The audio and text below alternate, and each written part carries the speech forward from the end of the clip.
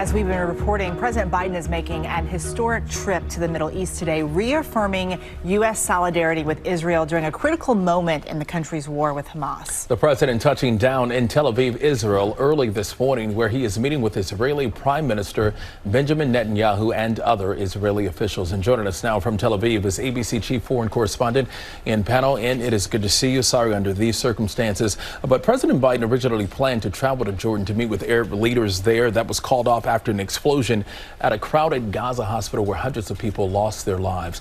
Both sides are, blaming each other for the explosion. What are you learning on the ground? Yeah, that's right. They are. President Biden appears to have just wrapped up his meetings with Prime Minister Netanyahu, the Israeli war cabinet. All the roads have been blocked here. It's been gridlocked for about 5 hours today. We're expecting the president's motorcade to go by the end of the road any time now. But you're right. He was supposed to go on to Jordan, to Amman, to meet the Jordanian king, President Sisi of Egypt, and Mahmoud Abbas, who's the chairman of the Palestinian Authority. That was cancelled straight after this attack on the Gaza hospital.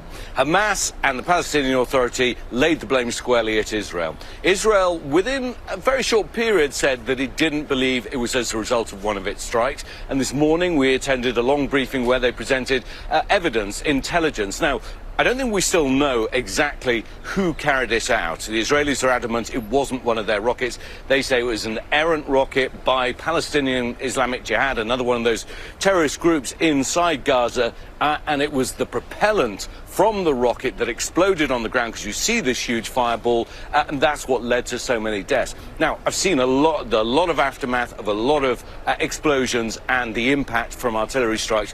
It doesn't look like that. There's no crater on the ground. Normally you would see a bomb crater, and we've seen this in images before. You'd see windows, walls shattered at the buildings. We don't see that either. You just see the whole area kind of blackened, cars burnt to a cinder, and obviously a lot of people lost their lives there because many were sheltering in the hospital at the time. It looks like a really intense fireball took place there. We're just going to have to wait to find out. But in some senses, the jury, the court of verdict of public opinion around this region already ruled. And whatever the rights and wrongs of what really took place, many people will already have decided. We're seeing angry scenes around the region. We're seeing huge protests at the American embassy in Beirut right now. And this is President Biden's second visit to an active war zone. He was in Ukraine in February. How risky is a trip like this for both his personal safety, but also politically? Yeah, in fact, I was there in Kyiv when President Biden came and happened to be here today. I mean, President Biden made the point himself. It's the first time that a U.S. president has visited Israel at a time of war. So that is a huge show of support and solidarity. He kept saying, you are not alone, although he also had a message of moderation for the Israelis. He said, while you feel rage, don't be consumed by it. So in terms of his personal safety, it's a huge risk. I have to tell you, it's been strange today. I told you that the city's been in total gridlock. So it's been weirdly quiet, apart from the car horns that have been blaring.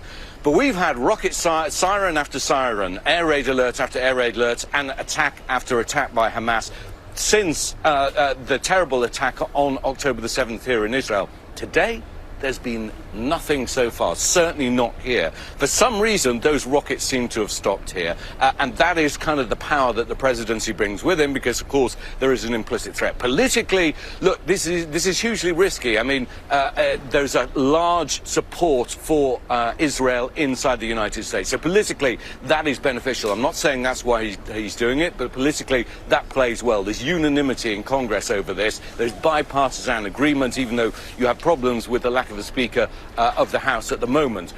The hostages, I think, is more of a problem. We saw what happened with President Jimmy Carter with the Iranian embassy hostages there. If this goes badly, and President Biden said it was his #1 priority, if it goes badly, then that could impact President Biden politically. There'll be pressure on him to try and bring those American hostages, of course the others as well, but the American hostages in particular, home safe and well.